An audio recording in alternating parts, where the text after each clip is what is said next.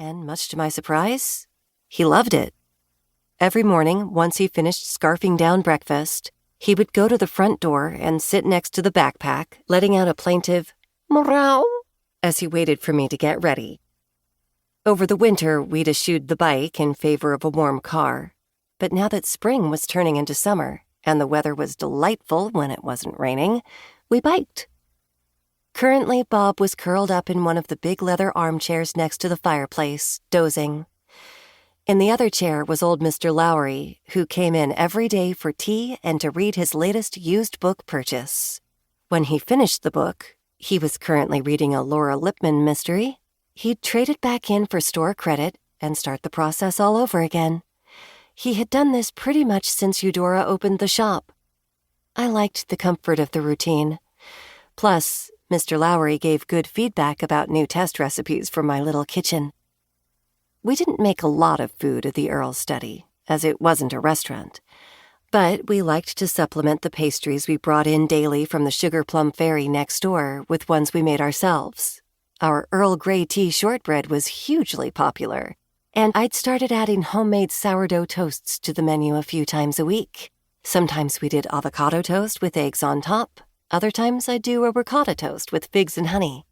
No matter what was on the menu, it always disappeared by the time the lunch rush died down. I looked from Mr. Lowry, who was currently asleep, snoring softly, back to Imogen. If I open up the shop tomorrow, do you think you could come in for 9 instead of 10? That would give me enough time to get to Barneswood before the sale starts. Bless you for not asking me to get here for 7, Imogen laughed, brushing her long black braids over her shoulder. She changed the color in them on a semi-regular basis, augmenting the black hair of the braids with fun statement pieces. Right now, she was sporting electric blue, which managed to give her dark skin an almost golden undertone. You've got yourself a deal. Obviously, I'll give you overtime for the extra hour, I added, as if she still might need convincing. Imogen scoffed. Thank you, but it's not exactly a hardship to come in for an extra hour. We can call Daphne to help you for the lunch rush. I know she's always looking for more hours than just her weekend shifts. I wished I could give the girl more time on a regular basis, but the shop was rarely busy enough to justify the added wages, and while we were doing well, we weren't doing so well that I could manage another full-time staffer. It was a small town, after all, and while tourist traffic was beginning to pick up now that winter was over, I still liked to keep the budget tight to balance out the off-season slow times, where it was mostly just locals coming in to collect special orders or stock up in case they got snowed in.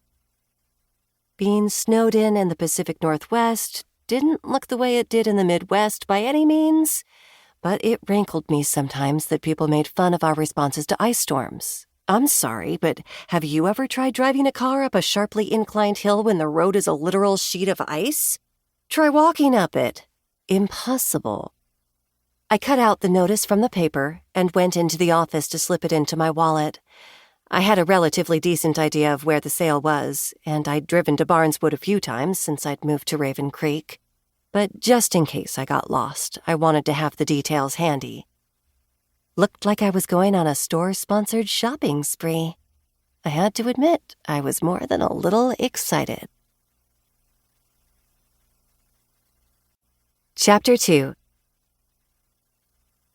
The next day dawned bright and cheerful. After the long winter with its gloomy mornings, it was such a relief in May to have the sun come up before I did. I turned on the coffee maker and fed Bob his favorite wet food before lacing up my running shoes and heading out the door for my morning jog.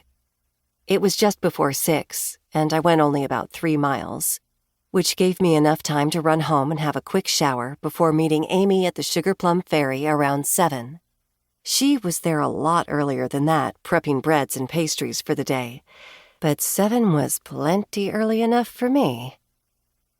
The morning run had become a part of my ritual, and while it had often been too cold or otherwise difficult to do it over the winter, I tried to get one in whenever I could.